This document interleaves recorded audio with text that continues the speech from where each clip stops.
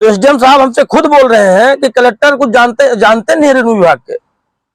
SDM साहब बोले? हाँ, एसडीएम साहब बोले कि जो कलेक्टर है इंजीनियर टाइप के हैं, रेवेन्यू विभाग की कोई जानकारी उनको नहीं है। तो तब बताइए हम कहाँ जाएं जब कलेक्टर के पास रेवेन्यू विभाग की जानकारी, मेरे पास आईडियो है, उनकी बात की आईडियो है, मेरे से खुद बताए हैं बात। क्या बोले कि वो? हाँ, कि डिप्टी सीएम दबाव बना रहे हैं, प्रदीप पटेल वर्तमान विधायक दबाव बना रहे हैं। तो मतलब अगर कानून में मैं दबाव किसी के तलवे चाटने न जाऊं तो क्या कानून को दरकिनार कर दिया जाएगा? जो मैंने डिप्टी सीएम बोलेंगे। नमस्कार, आप देख रहे हैं अमर रिपब्लिक न्यूज। मैं हूं आपके साथ गुरी गरेवाल। आज अपने विशेष सहयोगी मिथिलेश त्रिपाठी के साथ आज आप सबके बीच एक बार फिर हनुमाना एसडीएम राजेश मेहता के काले सच को उजागर करते हुए राजस्व विभाग के एक बड़े खुलासे के साथ हाजिर हूँ। देखने और समझने वाली बात यह है कि यह पूरा खुलासा आखिर आया कहां से और किसके द्वारा किया गया। तो पहचानिए और गौर से देखिए इस शख्स को। ये महाशय हनुमाना के अनुविभागीय अधिकारी राजेश मेहता हैं, जो अपनी भ्रष्ट कार्यशैली को लेकर हमेशा सुर्खियों में बने रहते हैं। अभी कुछ दिन पूर्व में ही हनुमाना एसडीएम कार्यालय में बोरवेल की फर्जी परमिशन का मामला हमारे चैनल पर भी उजागर किया गया था, जिसमें इन महाशय द्वारा अपने पद और पावर का दुरुपयोग करते हुए अपने अधीनस्थ कर्मचारियों को बचाने के लिए जल संकट से जूझ रहे बोरवेल की परमिशन लेने वाले निरीह और गरीब व्यक्तियों के ऊपर ही थाने में प्रकरण पंजीबद्ध करवा दिया गया था। लेकिन यहाँ पर मामला कुछ और ही है। अभी हाल ही में ये महाशय कटघरी ग्राम पंचायत में अवैध निर्माण का हवाला देते हुए एक गरीब परिवार पर बुलडोजर की कार्रवाई करते हुए खूब सुर्खियां बटोर रहे हैं। शासकीय कुर्सी पर बैठा हुए ये शख्स इतना जानकार है कि मऊगंज जिला के प्रथम कलेक्टर अजय श्रीवास्तव जी को ही बता रहे हैं कि वो इंजीनियर से आईएएस हुए हैं। उसके पास राजस्व विभाग का ज्ञान ही नहीं है। और इतना ही नहीं, ये महाशय जी मऊगंज विधायक प्रदीप पटेल की भी पोल खोलकर रख दिए हैं। किस तरह विधायक प्रदीप पटेल न्यायालयीन कार्रवाई पर भी अपना हस्तक्षेप रखते हैं और दबाव बनाकर नियम विरुद्ध कार्य करवाते हैं। तो अब आइए सबसे पहले इन महाशय का वह ऑडियो सुनते हैं, जिसमें जिले के कलेक्टर को बता रहे हैं कि उनके पास राजस्व विभाग का ज्ञान ही नहीं है। जी सर, प्रणाम। क्या हुआ? मैं गया था सर साहब के पास। हाँ।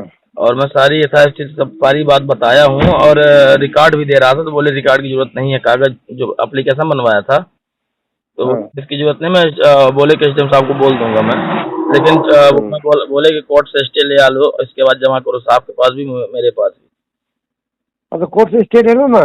हाँ तो सर ले लेंगे सर ना, वो खाली हो जाए, उनके यहाँ गमी पड़ी हुई है। तो क्या बताऊँ? अरे कलेक्टर साहब क्या बोले?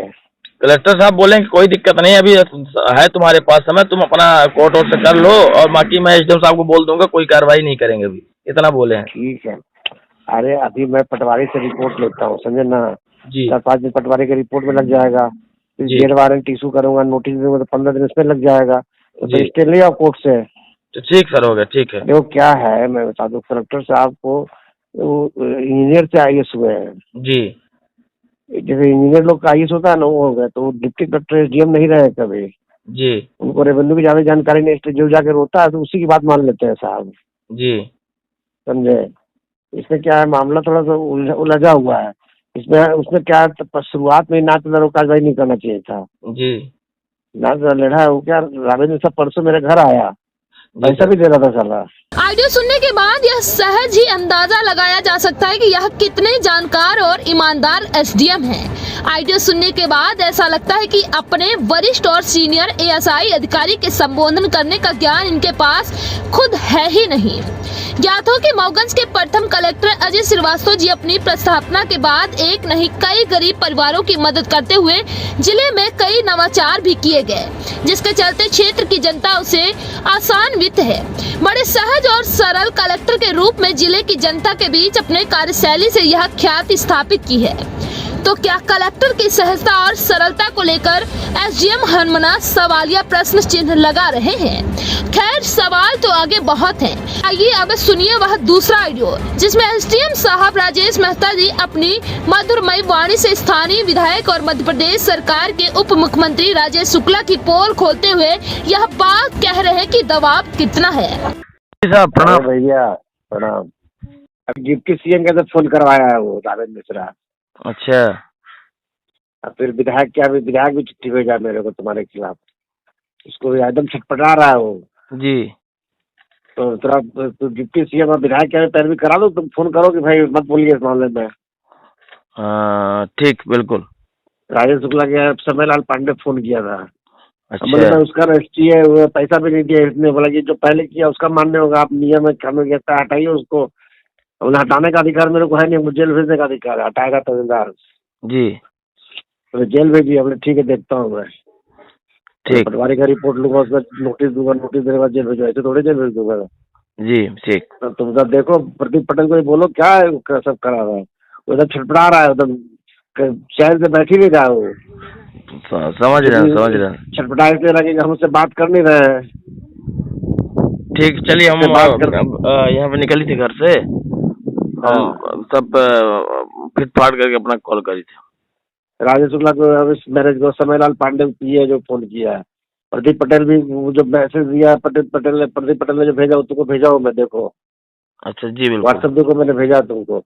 ठीक ठीक ठीक सर। दिन भर इसी में लगा रहता है, दिन भर हमको फोन करेगा फोन कराएगा, यही तो कर रहा है वो। हाँ, जल्दी से स्टेज से लेके खत्म करो मामला यार, वो छोड़ेगा नहीं, वो यहाँ वहाँ लगा ही रहेगा, छटपटाते रहता है वो। चलिए सर, मैं लगता हूँ इसमें। लगो तुरंत लगो, ठीक है।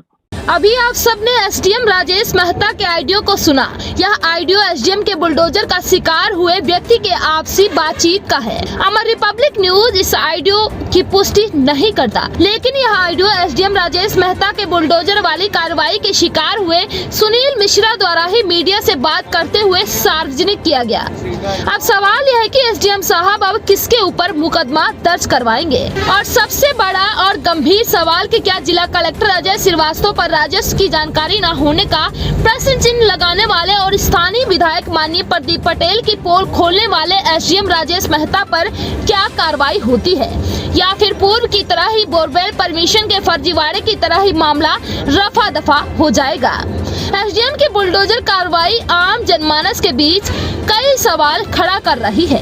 क्या सिविल न्यायालय में चल रहे मामलों पर अनुविभागीय अधिकारी की बुलडोजर कार्रवाई नियमों को दरकिनार कर विधायक के दबाव पर की गई?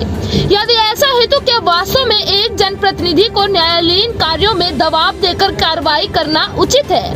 अब आइए सीधे जुड़ते हैं बुलडोजर कार्रवाई के पीड़ित के साथ और जानते हैं कि पूरी कहानी आखिर है क्या। समस्या हमारी किसी से छुपी नहीं है।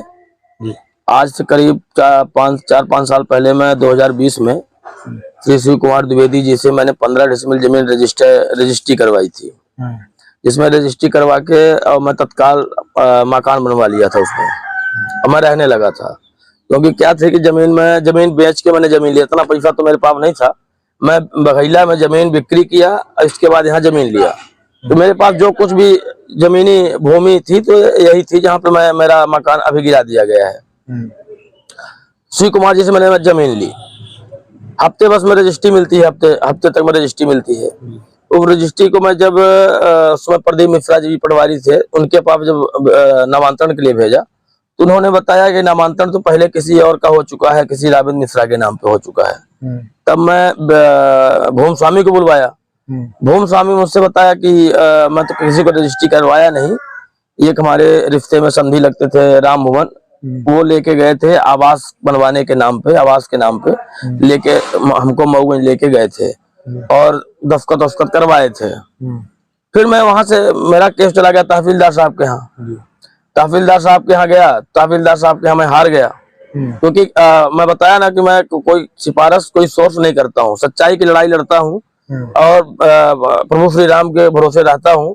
जो होगा निर्णय सही होगा, मैं किसी से सिफारिश नहीं करता हूँ। फिर इसके बाद एसडीएम साहब उसमें AK सिंह एसडीएम साहब थे, उन्होंने आके मौके स्थल पे पंचनामा बना, लोगों से बात की। जब तब एसडीएम साहब को पता चला कि रजिस्ट्री हमारी वैध है, उन्होंने हमको वहां से रजिस्ट्री मतलब हमको केस मैं जीत गया है वहां से। इसके बाद में वो कमिश्नर के यहाँ अपील किया, कमिश्नर के यहाँ अपील किया तो कमिश्नर के यहाँ वो केस जो है तो कमिश्नर के यहाँ मैं केस हार गया। बस पैरवी, बस बताया ना आज जमाने में पैरवी चलती है, क्योंकि आज मुझे देखने को मिला पैरवी जी। मैं वहां से केस हार गया। जब वहां से केस हारा तो मैं अपील किया सिविल में मेरा सिविल सूट चल रहा है। सिविल में मेरा केस विचाराधीन है। एसडीएम साहब ने हमको बिना सोचे समझे, बिना के मैं सब कुछ दिखाया, हाई कोर्ट का भी दिखाया, मऊगंज का भी दिखाया, हमको सिविल जेल जारी कर दिए। यहाँ से सिविल जेल में मेरे पास सब प्रूफ है, मैं विद प्रूफ बात करता हूँ, बिना प्रूफ की कोई बात नहीं करता हूँ। एसडीएम साहब मुझे बोले कि आप फरार हो जाओ, मैं इतने दिन के लिए वारंट कर रहा हूँ, फिर ऐसा ऐसा करके आप स्टे ले लेना। मैं बोला कि मैं फरार नहीं हो सकता, क्योंकि मैं कहाँ जाए, फरार होके कहाँ जाऊंगा। वर्तमान एसडीएम राजेश मेहता। मैं जितने समय वो वारंट काटे, में तत्काल अपने आप को पुलिस कस्टडी में कर दिया और मैं 15 दिन सिविल जेल में था, सिविल काटा वहां से। वहां से फिर जब मैं बाहर आया तो फिर मैं एसडीएम साहब से मिलने गया कि अब तो हो गया होगा आपका, अब इसकी आप जांच कर लो भाई। फिर से आदेश आ गया था तहसीलदार का घर गिराने का 3 दिवस के अंदर अंदर, जिसका मैं हाई कोर्ट में अपील किया। वहां से सब कुछ मैं दिया यहाँ, क्योंकि बहुत सारे केस लड़ा हूँ। सिविल में भी मामला विचाराधीन है? हाँ, सिविल विचाराधीन है। सिविल में हाई कोर्ट से मेरा स्टे का जो लगा था वो भी मैं ला के यहाँ दिया, लेकिन एसडीएम का कहना था कि मुझे इससे मतलब नहीं है, मुझे स्टे ला के दो, फला फला ला के दो। मैं बोला कि मैं कलेक्टर के पास जाऊंगा, कलेक्टर साहब के पास। तो एसडीएम साहब हमसे खुद बोल रहे हैं कि कलेक्टर कुछ जानते नहीं रेवेन्यू विभाग के। एसडीएम साहब बोले? हाँ, एसडीएम साहब बोले कि जो कलेक्टर है इंजीनियर टाइप के हैं, रेवेन्यू विभाग की कोई जानकारी उनको नहीं है। तो तब बताइए हम कहाँ जाएं, जब कलेक्टर के पास रेवेन्यू विभाग की जानकारी नहीं है, एसडीएम जो है को सुनने के लिए तैयार नहीं है। एसडीएम साहब बोले कि राजेंद्र शुक्ला जी का फोन आ रहा है, एसडीएम साहब बोले प्रदीप पटेल जी का फोन आ रहा है। ये मेरा जो मकान गिरा है तो ये राजनीतिक दबाव में मकान गिरा है, ना कि कानूनी प्रक्रिया मेरा मकान नहीं गिरा है। ये कैसे आरोप लगा रहे हैं कि एसडीएम साहब ने साक्ष्य है कुछ आपके पास? हाँ, मेरे पास ऑडियो है, उनकी बात की ऑडियो है, मेरे से खुद बताए ये बात। क्या बोले कि हाँ, कि डिप्टी सीएम दबाव बना रहे हैं, प्रदीप पटेल वर्तमान विधायक दबाव बना रहे हैं। तो मतलब अगर कानून में मैं दबाव किसी के तलवे चाटने न जाऊं तो क्या कानून को दरकिनार कर दिया जाएगा? जो मैंने डिप्टी सीएम बोलेंगे या विधायक जी बोलेंगे वही होगा क्या?